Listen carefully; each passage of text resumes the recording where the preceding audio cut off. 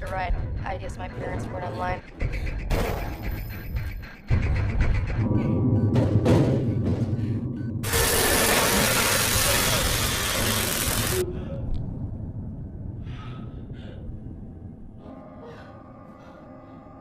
He's freaked me out.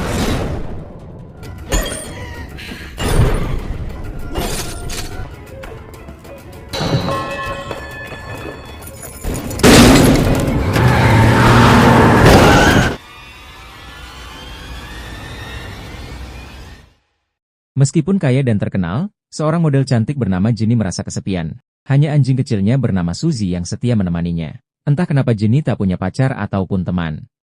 How could they refuse the business, it's just sort of... But I want it. Malam itu di klub malam, seseorang memasukkan obat bius ke minuman Jenny.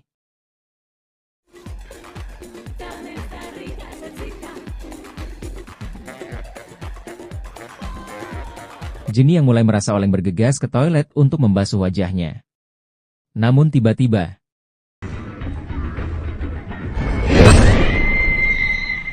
by the way, si Jenny ini sekilas mirip Agnes Monica loh.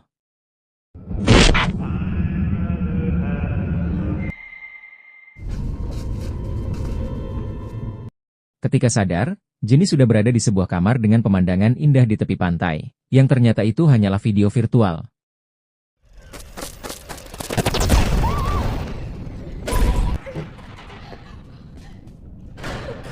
Jenny shock mengetahui dirinya sedang disekap di kamar tersebut.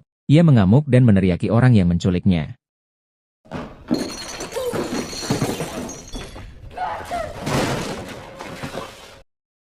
Kang Kopet langsung mengeluarkan asap untuk menenangkan Jenny.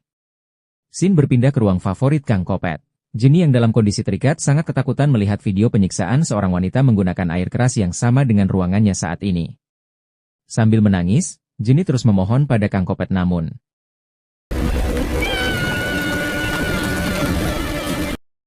saat siuman, Jenny terkejut melihat wajahnya penuh perban. Untung saja itu hanya prank. Meskipun sudah 3 wanita dan 1 pria yang menjadi korban Kang Kopet, Jenny masih beruntung tak langsung dieksekusi karena si Kang Kopet ini terobsesi pada Jenny. Tak lama kemudian, 1 loker terbuka. Terdapat setelan pakaian yang harus dikenakan Jenny. Jelas saja Jenny menolak dan merobek pakaian tersebut. Aksinya itu membuat Kang Kopet marah dan menghukumnya dengan cahaya serta suara bising yang menyakiti kupingnya. Kang Kopet menayangkan berita hilangnya Jenny yang menjadi viral. Tak ingin pasrah begitu saja, Jenny berusaha kabur melalui ventilasi udara. Sayangnya Kang Kopet berhasil menemukannya. There's definitely no Mr. Right. I guess my parents weren't online.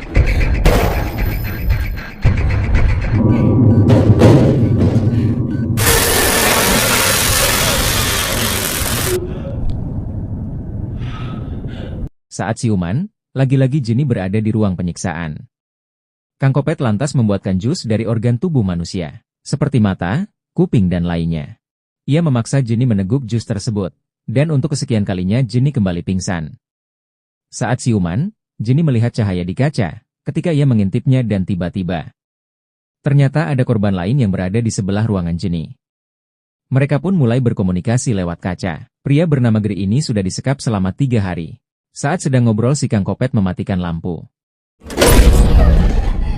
Fobia akan kegelapan membuat Jenny teriak ketakutan. Gri segera memberinya korek api. Saat lampu kembali nyala, stiker di kaca berhasil dibersihkan oleh Gri. Kang Kopet yang menyaksikan itu dari CCTV langsung mendatangi ruangan Gri. Jenny hanya bisa bersembunyi melihat Gri dibius.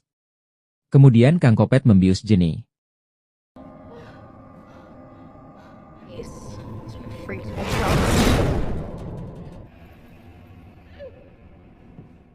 Saat tersadar, Jenny sudah berada di ruang kaca dengan hujan pasir. Mengetahui Jenny dalam bahaya, Gri menjadi panik. Ia sampai menantang Kang Kopet. Karena tak ada respon, Gri berusaha mencari cara lain. Ketika pasir hampir penuh, Gri berhasil menyelamatkan Jenny dengan menjebol plafon.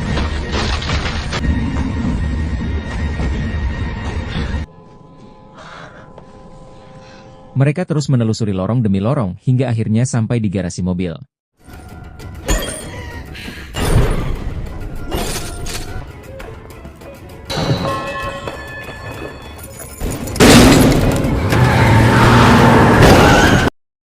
Sayangnya itu adalah jebakan Kang Kopet. Dan lagi-lagi, Jenny berada di ruang penyiksaan dengan anjing kesayangannya Suzy. Kang Kopet memberinya waktu memilih. Menembak Suzy atau dirinya. Dengan terpaksa, Jenny menghabisi Suzy. Kejadian itu benar-benar membuat Jenny terpukul.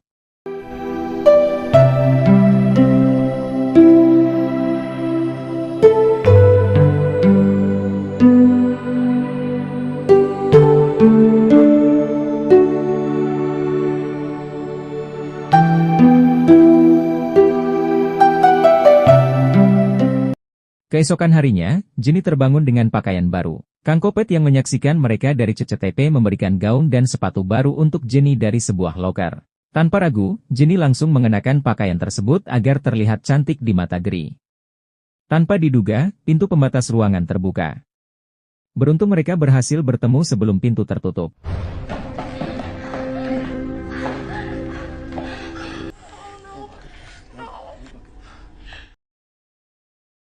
Gri yang sudah muak dengan siksaan langsung menghancurkan CCTV di ruangan itu yang membuat Kang Kopet geram. Ia membawa Gri dan Jenny ke ruang eksekusi. Saat Kang Kopet akan mencabut gigi Jenny dengan tang, Gri memohon agar ia saja yang siksa. Kang Kopet pun melakukan sesuai permintaan Gri. Setelah itu mereka dibawa kembali ke ruangan tanpa dipisahkan. Dan seperti biasa, adegan mantap-mantap terjadi. Padahal dalam situasi genting masih aja kepikiran gituan. Udahlah, namanya juga film. Kang Kopet dengan santai menyaksikan adegan tersebut. Setelah beres, Gri berupaya membangunkan Jenny, namun Jenny yang terlanjur minum air dari botol tertidur lelap.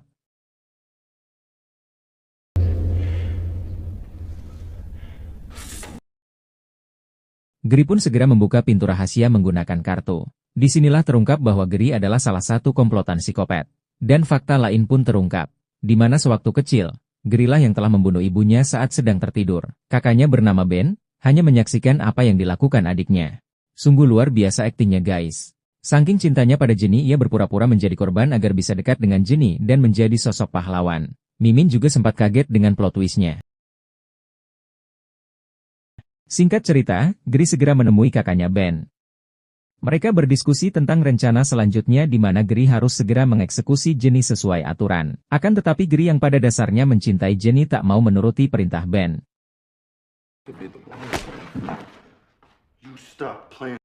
Alhasil, Gri membunuh kakak kandungnya sendiri. Setelah mengamankan mayat Ben di bed AP, dua detektif datang mencari Ben, karena Ben adalah salah satu karyawan di klub malam tempat terakhir kali Jenny terlihat. Jadi guys, semua ini sudah lama Gri rencanakan. Mereka ingin meminta keterangan atas kasus hilangnya Jenny. Gri berkata kalau Ben belum pulang. Polisi pun meminta waktu 2 menit memeriksa rumahnya namun, melihat sayatan di pipi Gri, mereka memutuskan numpang nonton pertandingan bisbol sembari menunggu Ben pulang. Lagi asik nonton, tanpa sengaja salah satu petugas memindahkan saluran yang terhubung ke CCTV tempat Jenny dikurung. Dan, Gri yang panik langsung menembak mereka hingga tewas. Setelah itu ia kembali ke ruangan Jenny. Ia berkata, telah berhasil menghabisi Kang Kopet yang berjumlah 2 orang. Ia segera membawa Jenny ke ruang atas kemudian pamit sebentar untuk membersihkan barang bukti. Namun sebelumnya, ia memutuskan saluran telepon agar Jenny tak bisa menghubungi 911. Jenny yang sedang menunggu Gri, tanpa sengaja melihat album foto bertuliskan namanya. Saat dibuka, betapa terkejutnya Jenny mengetahui fakta bahwa Gri adalah bagian dari Kang Kopet. Dan tiba-tiba, Ben yang belum mati langsung menyerangnya.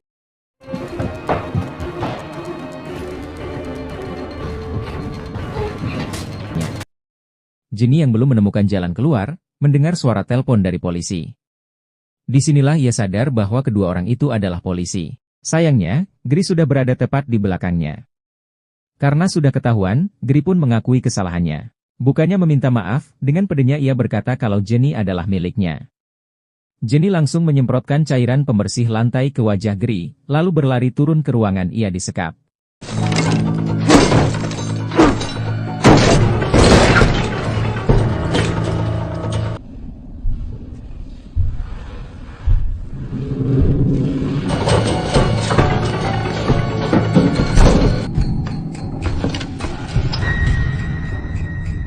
Gri yang berhasil menemukannya membuat Jenny tak bisa berbuat apa-apa. Ketika Jenny menodongkan senjata,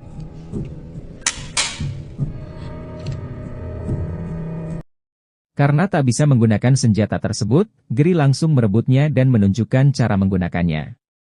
Kini keadaan berbalik. Tak ingin pasrah dengan keadaan, Jenny langsung menendang burung Gri dan mengambil senjata itu sembari berkata, "Terima kasih telah mengajariku." Sebuah peluru langsung menghancurkan burung Gri. Disusul tembakan bertubi-tubi. Dan akhirnya, Gri pun tewas. Di akhir film diperlihatkan Jenny berhasil keluar dari rumah Kang Kopet. Dan, tamat. Pesan yang bisa kita ambil dalam kisah ini adalah, dilarang jomblo.